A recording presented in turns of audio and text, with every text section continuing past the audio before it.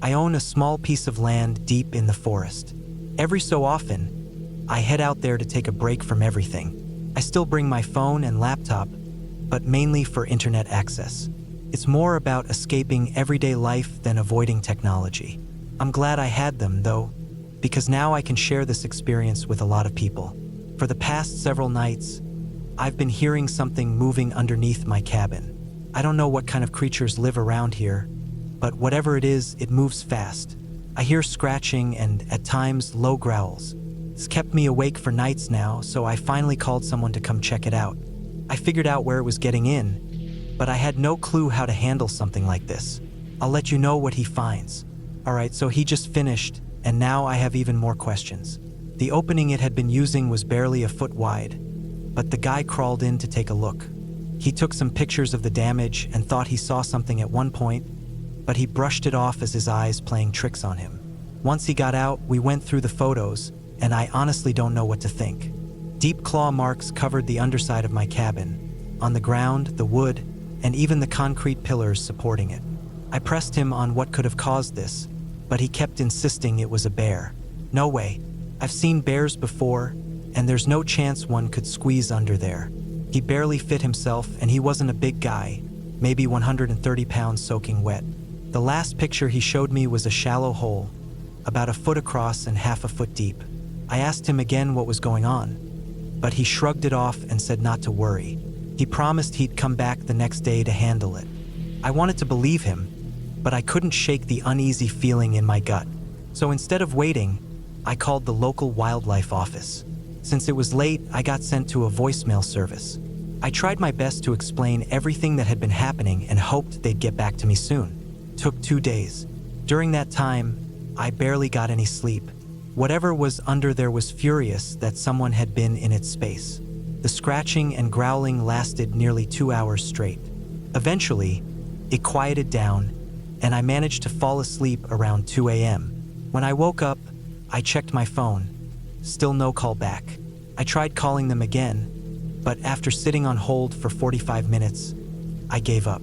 I wanted to go for a walk in the woods since the weather was perfect, but knowing something was lurking out there, I didn't dare step outside. If it could claw through solid concrete, I didn't want to find out what it could do to me. For the record, the guy who was supposed to come back never did. He ignored my calls completely. That night, I realized I was on my own with this. It seemed like I was stuck with whatever was living beneath my home unless I left for good. I didn't even bother trying to sleep that night.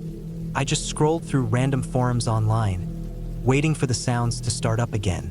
Sure enough, they did, but this time it wasn't as aggressive. It was almost like the thing had fixed whatever had been disturbed.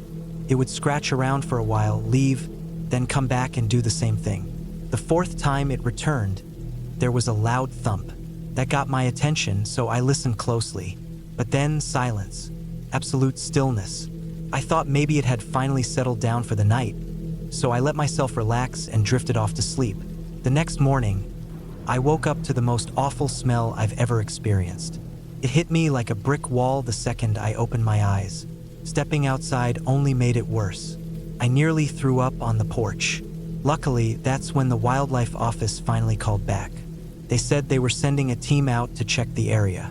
I told them about the stench, and they assured me they'd bring whatever was needed to handle it.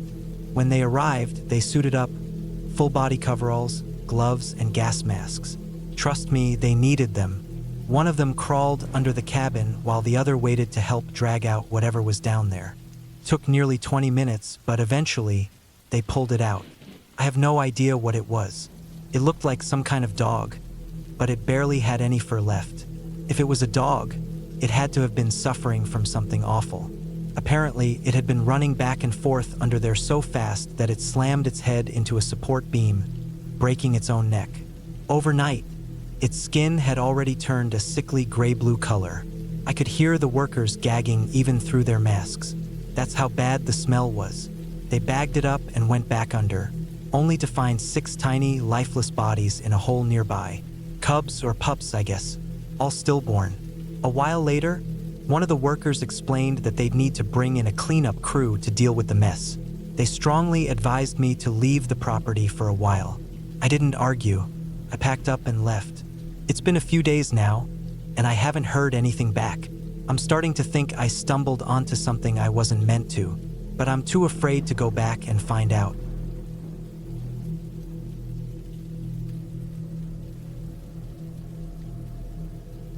This happened to me and my younger brother when we were pretty little. I think he was around 7 and I was about 9. Our dad had built us an amazing little hideout in the woods. It wasn't too deep into the trees since we were just kids, but to us, it felt like an entirely different world. After what happened, though, he tore it down and we weren't allowed back in. It was getting late when everything went down. The sun was still up, but it would have been dark in about an hour. I told my brother we needed to head back, so I started gathering up the snacks we had brought while he went off to relieve himself. Being 9, I was getting impatient and kept telling him to hurry up. But, of course, he was stubborn and ignored me. That was until I pointed out something in the treetops. At first, he thought I was messing with him and told me to quit it. But then he looked up and saw it too. He quickly finished up and stepped back toward me. The thing was massive, perched on a thick branch just above him. Its long, sharp claws gripped the wood tightly, and its scaly feet were a sickly yellow. 2 glowing red eyes stared straight down at him. It had a hooked beak that would open wide and let out the most awful screech. As my brother kept backing away, the creature suddenly spread its enormous wings and swooped down. I remember the rush of air when its wings flared open. I tried to grab my brother, but the thing moved so fast, crashed right into his chest, knocking him flat on his back. He gasped, struggling to get air. I grabbed him as fast as I could and bolted toward the house, not daring to look back. As far as I could tell, the creature didn't chase us, but I didn't stop running until we burst into the kitchen, where our mom was. The only thing I could say was, "He fell out of a tree." My brain must have made that up on instinct, knowing no one would believe what actually happened. He was rushed to the hospital, where they found some minor internal bleeding and heavy bruising on his chest, but he made it through okay. Over the next week, our dad tore down the hideout and told us we weren't allowed in the woods anymore. A month later, a fence went up around the backyard. I could tell he really didn't want us going back there, but honestly, we had no intention of ever setting foot in those woods again. A few days after everything happened, we heard that thing out there again. The same horrible screech it had made right before attacking my brother. That was more than enough to keep us away.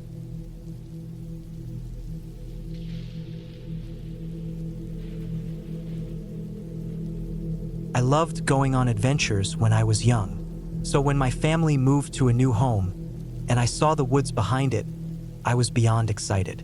I must have been around 9 or 10 when this happened.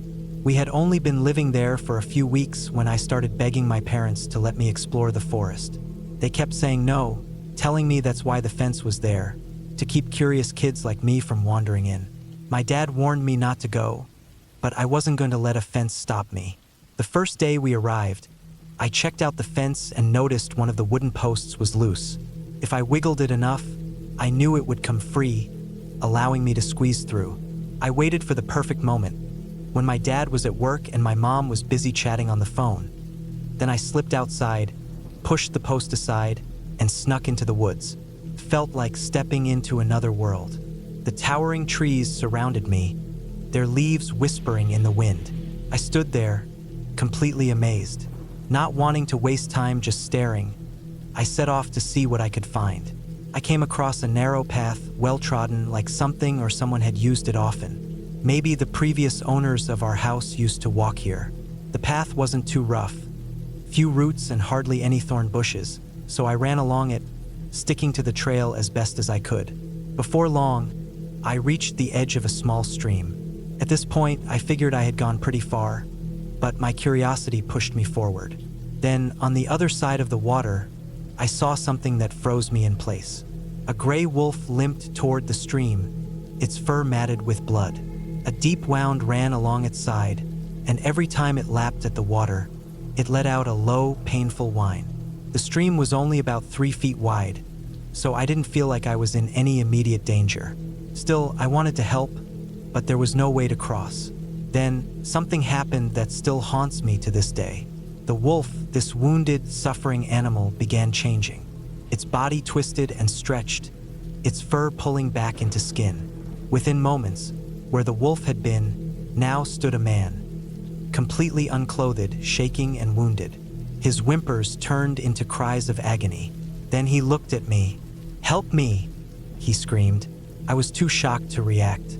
Fear took over, and I turned and ran as fast as I could. By the time I reached my house, I was out of breath, but I slipped inside without my mom realizing where I'd been. When she asked why I was panting, I told her I had just been running around the yard. She laughed it off, but inside, I was terrified. I never told my parents what I saw. In fact, this is the first time I've told anyone. Could it have been a shapeshifter, a spirit, a werewolf, or maybe even something worse?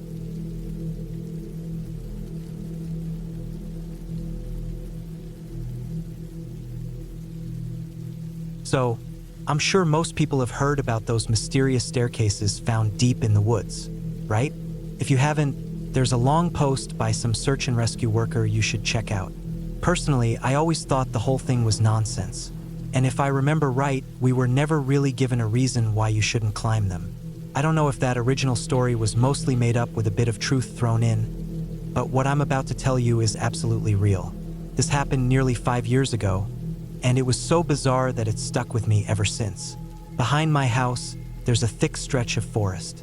I'd wandered back there a few times just to look around, but I'd never gone far enough to find anything of real interest, like a creek or a pond. One day in early summer, I decided to finally explore. The land technically belonged to me. I'd bought the property and the woods came with it, so I figured why not? I walked for about a mile before I came across something completely unexpected. It was a stone staircase, sitting right in the middle of an old stone foundation, about 40 feet by 20 feet. Despite the size of the foundation, it was only about a foot high, but the staircase itself rose roughly 6 feet. It didn't seem to have any real support, so I had no idea how it was still standing. Of course, I got the bright idea to climb it. I figured I could get a better view of the forest from the top. I took my time going up since the steps didn't look very stable. But to my surprise, I made it to the top without any issues. The real problem started when I turned around to see if I could spot my house. A loose stone slipped from beneath my foot, and I tumbled straight down. I braced for impact, expecting to hit the hard ground. But instead of dirt and leaves, my hands sank into something freezing, soft, powdery snow. Now, keep in mind, this happened in the middle of summer. There was no reason for snow to be there. And more than that, it hadn't been snowing at all. I scrambled to my feet, shivering. I had been wearing sneakers, cargo pants, and a light button-down shirt, completely unprepared for winter weather. I looked around, and the entire forest was covered in white. The snow was at least 8 inches deep, judging by how far my legs sank when I stood up. The weirdest part? The staircase was still there, standing just as it had before. I felt like I had to be dreaming, or maybe I had hit my head so hard that I was hallucinating. But everything felt too real for that. Snowflakes were still falling thickly, so I reached for my phone to check the date or call for help. But my phone was gone. Either it had gotten buried under the snow, or it had disappeared entirely. I tried digging for it, but my fingers quickly went numb. Panic started to set in. I needed to get home. If I could just get inside, maybe I could warm up and snap myself out of whatever this was. I trudged through the snow, my feet burning from the cold. After what felt like forever, I reached my front yard. But something was off. My car wasn't in the driveway. Instead, 2 unfamiliar cars were parked there, along with a small pink bicycle. Still convinced I was dreaming, I rushed to my front door and pushed it open. A Christmas wreath fell to the ground. Confused, I stepped inside, into a fully decorated foyer. My foyer. In the next room, I heard a television playing. Then, a deep voice called out, "Go upstairs." Before I could react, a man appeared, holding a baseball bat like he was ready to fight. I stumbled backward, trying to explain that I didn't know what was going on or why I was there. But he just shouted at me, calling me crazy and threatening to call the police. I tried to reason with him, but he swung the bat at me, missing by inches and slamming it into the wall instead. Chunks of drywall hit the floor. That was my cue to run. I bolted out the door and into the woods, my mind racing. When I reached the staircase again, I stood there, catching my breath and trying to make sense of what had just happened. And then, the craziest thought crossed my mind. What if climbing the staircase had somehow sent me here? If falling off it had brought me to this version of my house, maybe doing it again would send me back. It was insane, but I had no other ideas. So, I climbed up once more, turned toward my house, and let myself fall. This time, I hit the hard, unforgiving ground. But when I sat up, I immediately knew something was different. The snow was gone. The air was warm again. The sun was shining. Aside from a pounding headache, I was fine. I hurried back to my house. My car was in the driveway, and when I stepped inside, no one came at me with a bat. Everything was back to normal. I know people will try to come up with explanations for what happened. Trust me, I've thought about it for years. But the only thing that makes sense is that somehow, when I fell into the past. I know how ridiculous that sounds, but hear me out. Took a long time for me to piece it together, but the man I ran into, he was the person I had bought my house from. He was the original owner. His daughter had just moved out for college, and he and his wife were looking to downsize. I remember our conversation perfectly. He had even mentioned that something terrifying had happened to them about 10 years earlier, but he wouldn't say what. Now, I think I know. Imagine this. Some guy in cargo pants shows up in the dead of winter, covered in snow, claiming he has no idea what's going on. That would be terrifying, right? He had also kept saying I looked familiar, though in the end, we both assumed it was because he had gone to school with my dad, who I apparently looked just like. I know how crazy this all sounds, but it's the only explanation I can come up with. And if you have a better one, I'd love to hear it. One last thing, if you ever find a staircase in the woods, don't climb it.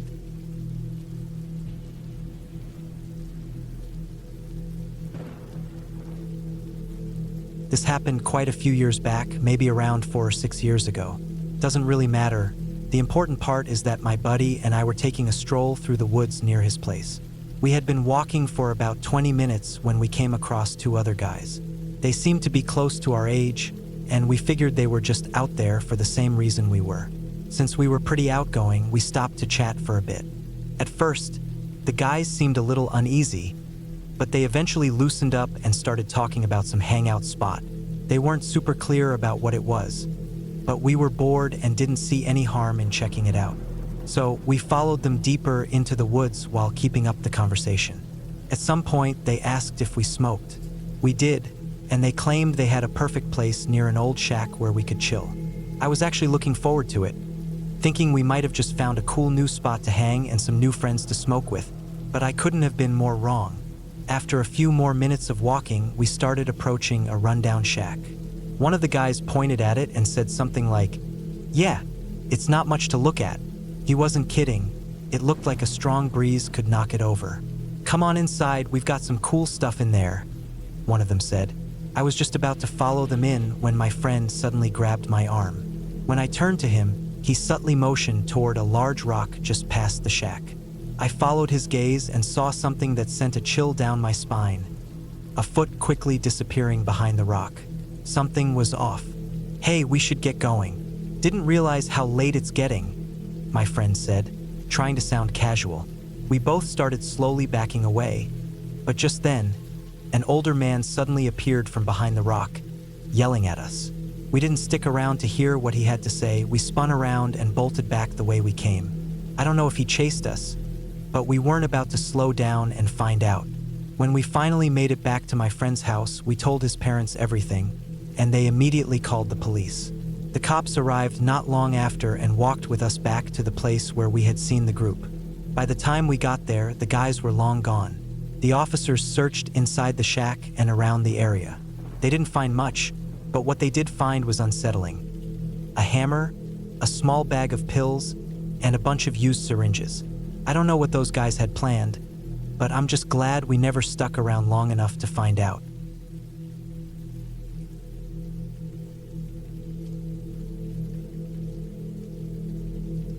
About a week back, just for context, I was completely by myself. This happened in Kentucky. A friend of mine had told me about a fishing spot he stumbled upon a few days earlier, and I figured I'd go check it out. He said he had a good haul, so I thought I'd try my luck. I asked if he wanted to come along, but his son was feeling under the weather, so he was staying home to take care of him. I told him I understood and set off on my own, following the directions I remembered from when he first told me about it. Even though the place was deep in the woods, I managed to get there without much trouble. I had a good sense of direction, so I wasn't too worried about getting lost. I wasn't sure why he thought this was just some regular fishing spot. It was big enough to be considered a small lake. I rolled over a fallen log to use as a seat, got my gear ready, and set up a fresh fishing pole. It was a beautiful day out. Not that it matters much to the story, but I remember it well. After sitting down, I cast my line and lit up a smoke. Half of me was hoping to catch something, and the other half just wanted to enjoy the quiet for a while. I'd say about 20 minutes went by, and I had caught 3 fish, one of which managed to flop right out of the bucket because I forgot to put the lid on. Not exactly the best day, to say the least. I put my last piece of bait on the hook and decided that if I didn't catch anything else, I'd just let the other 2 go since they weren't very big. While waiting on my last cast, I heard something from the other side of the water. It sounded like a big dog lapping up water after running around in the heat. A loud, messy slurping sound. I focused on the opposite bank, and sure enough, something was drinking over there. My eyesight isn't as sharp as it used to be, but I was pretty sure of what I was seeing, and I didn't like it. It was roughly the size of a deer and had a similar stance, keeping its head low as it drank. But then it did something I'd never seen a deer do. It dove straight into the water. Now, I'm not exactly an expert on wildlife, so at first I didn't think too much of it. Sure, it was weird, but I figured it was just some animal I wasn't familiar with. But shortly after it disappeared beneath the surface, I saw my bobber dip under. I reached for my fishing pole, which I had wedged into a gap in the log, but before I could grab it, the whole thing was yanked into the lake. It happened so fast I didn't even have a chance to react. Stunned, I stared at the water. I didn't think anything in there was strong enough to pull my rod under, but then I started thinking about what I had just seen on the other side. That's when I grabbed my pocket knife. It wasn't anything big, but it could do some damage if needed. I began packing up, staying alert in case anything happened. That's when I heard it, a wet, sloshing sound behind me. When I finally worked up the nerve to turn around, I nearly lost my balance. The thing I had seen across the water had crawled out and was now standing right in front of me. My brain struggled to make sense of what I was looking at. It was covered in thick, slimy scales and had large, webbed feet, but it stood on all 4s. Its face was eerily similar to a duck's, with small, round, black eyes. Its neck was lined with large gills, and when it opened its mouth, I could see rows of tiny, sharp teeth. The way it breathed was downright disturbing. Its gills flared open and shut as it inhaled and exhaled.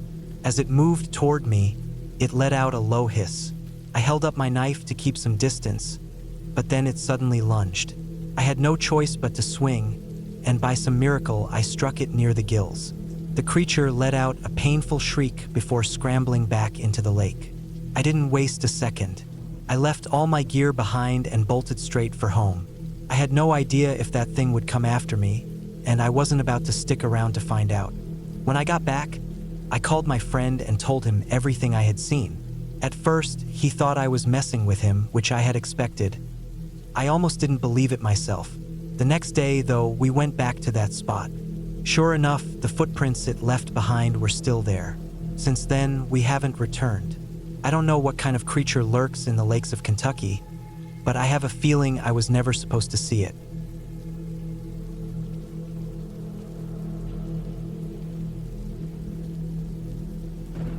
This happened roughly a month back when I was working deep in the woods with a crew, clearing trees to make way for a new housing project. I wasn't thrilled about it, but it paid the bills. These days, I'm working with someone else in town, but that's beside the point. Logging is tough work, and being in the wilderness most of the time, you come across some odd things.